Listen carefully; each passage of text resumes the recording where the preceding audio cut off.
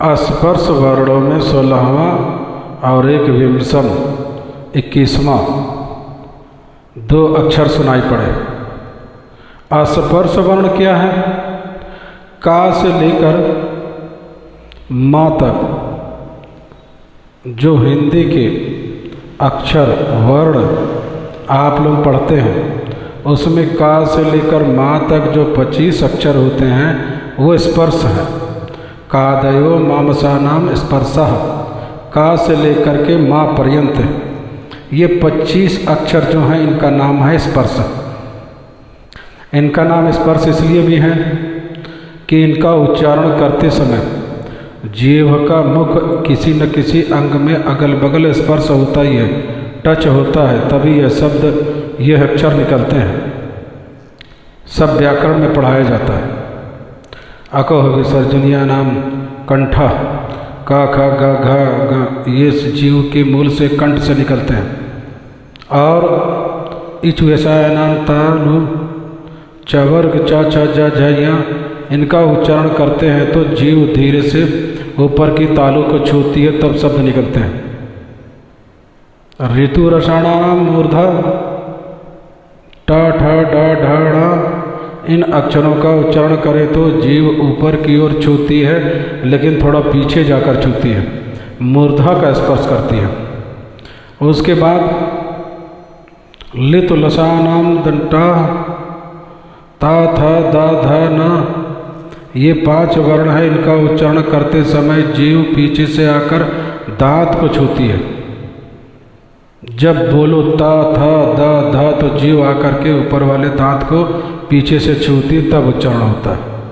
और फिर पा से लेकर के माँ तक पा फा मा भा, ये क्या है? ये उपोवर्माण्याम ओष्ठव, ये दोनों ओठ सटने पर ये शब्द अक्षर निकलते हैं। पा फा, बिना ओठ सटाए न पा बोल पाओगे न फा बोल पाओगे न बोल पाओगे, जो सटेगा तभी निकलेगा। तो इनका सब स्थान तय है व्याकरण में। इसीलिए संस्कृत भाषा विश्व की सबसे बड़ी वैज्ञानिक भाषा मानी गई है। आज वैज्ञानिकों ने जब विचार किया तो संवेदनशील कंप्यूटर के लिए, संवेदना ग्रहण करने वाले कंप्यूटर का अगर वैज्ञानिक निर्माण करें तो उसके लिए सबसे उपयुक्त भाषा कौन होगी?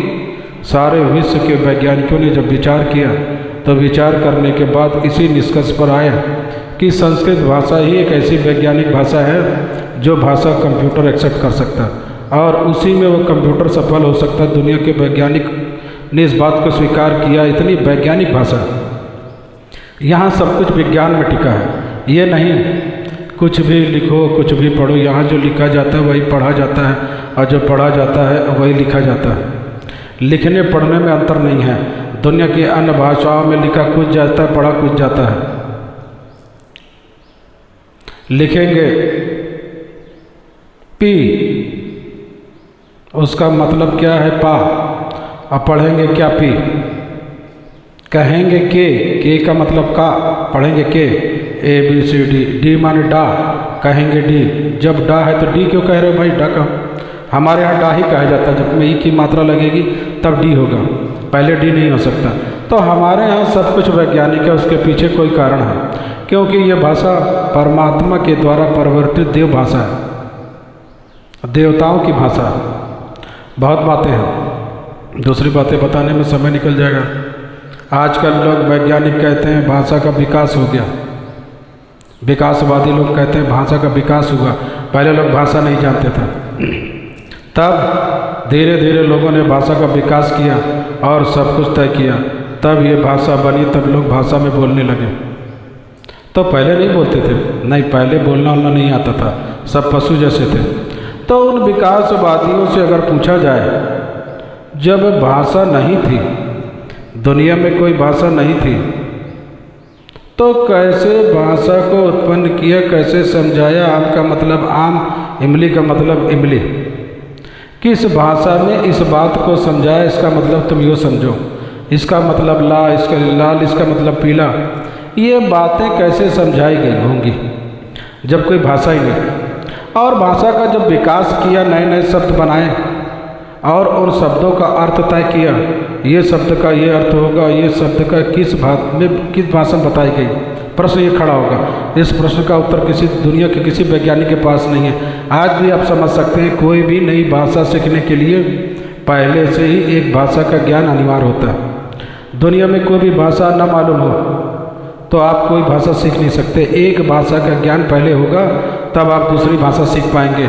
और वो एक भाषा का ज्ञान कैसे होगा? वो मातृभाषा होगी, जब अपने माता पिता से सुनकर सीखते हैं, बिना पढ़े सीखी जाती है। और उस भाषा के माध्यम से तुम दूसरी भाषा सीख सकते हो। आप अंग्रेजी सीखते हो, उर्दू सीखते हो, तमिल सीखते हो, तेलुगु सीखते हो, लेकिन अपनी भाषा के माध्यम से। तो एक भाषा माध्यम बनती है। जब दुनिया में कोई भाषा थी ही नहीं तो जो पहली भाषा आई उस भाषा को किस भाषा के द्वारा लोगों ने सीखा? प्रश्न ही खड़ा हो गया। इसका उत्तर दुनिया के किसी वैज्ञानिक के पास नहीं है। जितने भाषाविद हैं वो केवल कपोल कंपला लिखते हैं। इसलिए हमारे ऋषियों ने कहा ये भाषा भी अनादि है और सब नित्य है। भगवान इसी भाषा में ब्रह्मा जी को बताया।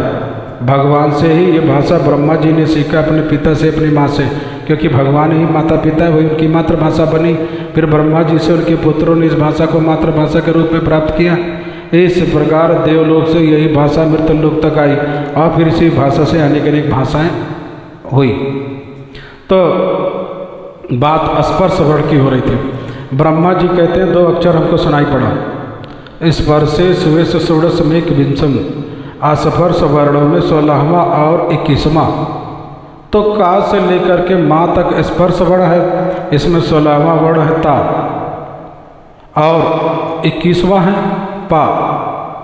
तो ता सुनाई पड़ा ब्रह्मा जी को और पा सुनाई पड़ा, और दोनों को जोड़ दो तो एक शब्द बन गया तप। क्या बना? तप।